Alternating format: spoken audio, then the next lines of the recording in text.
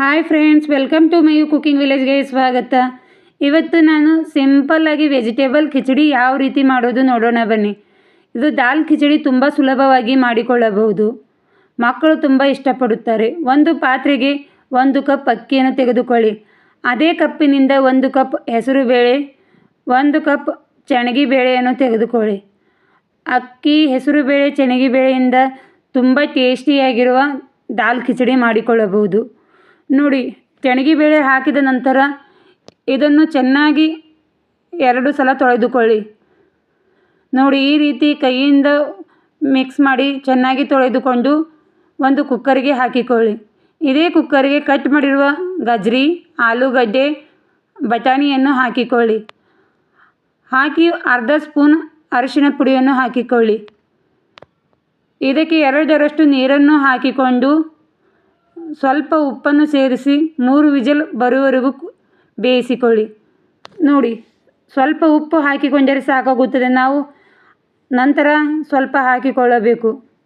ನೋಡಿ, 3 ವಿಜಿಲ್ ಬಂದರೆ ಸಾಕಾಗುತ್ತದೆ. 3 ವಿಜಿಲ್ ಬಂದ ನಂತರ ಗ್ಯಾಸ್ ಆಫ್ ಮಾಡಿಕೊಳ್ಳಿ.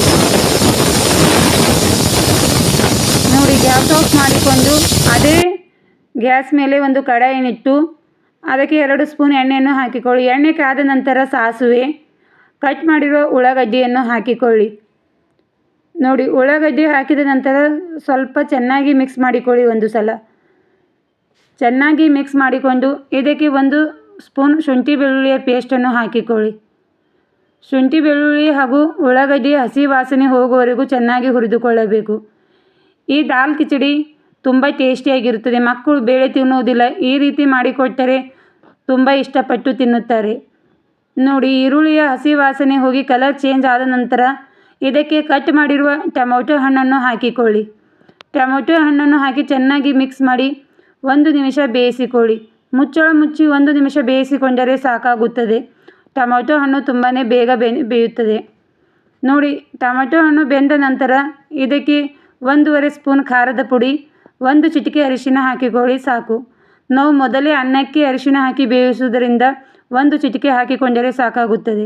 ನೋಡಿ, ಚೆನ್ನಾಗಿ ಮಿಕ್ಸ್ ಮಾಡಿಕೊಳ್ಳಿ. ಇದಕ್ಕೆ ಮೊದಲೇ ತರಕಾರಿ ಹಾಗೂ ಬೇಳೆ, ಅಕ್ಕಿ ಬೇಯಿಸಿರುವುದನ್ನು ಹಾಕಿಕೊಳ್ಳಬೇಕು. ನೋಡಿ, ಎಷ್ಟು ನುಣ್ಣಗೆ ಕುದ್ದಿದೆ. ಇದನ್ನು ಹಾಕಿಕೊಂಡು ಚೆನ್ನಾಗಿ ಮಿಕ್ಸ್ ಮಾಡಿಕೊಳ್ಳಿ. ನೋಡಿ, ಈ ಖಿಚಡಿ ವಯಸ್ಸಾದವರಿಗೂ ಹಾಗೂ ತುಂಬ ಹೆಲ್ದಿ ಇರುತ್ತದೆ.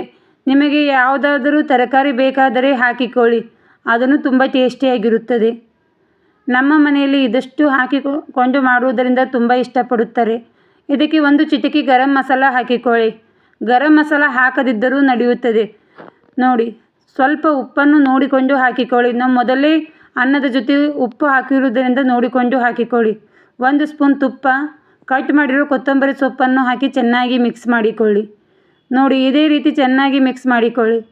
ಸ್ವಲ್ಪ ಖಿಚಡಿ ಗಟ್ಟಿ ಎನಿಸಿದರೆ ಇದಕ್ಕೆ ಗರಂ ನೀರನ್ನು ಹಾಕಿಕೊಳ್ಳಿ.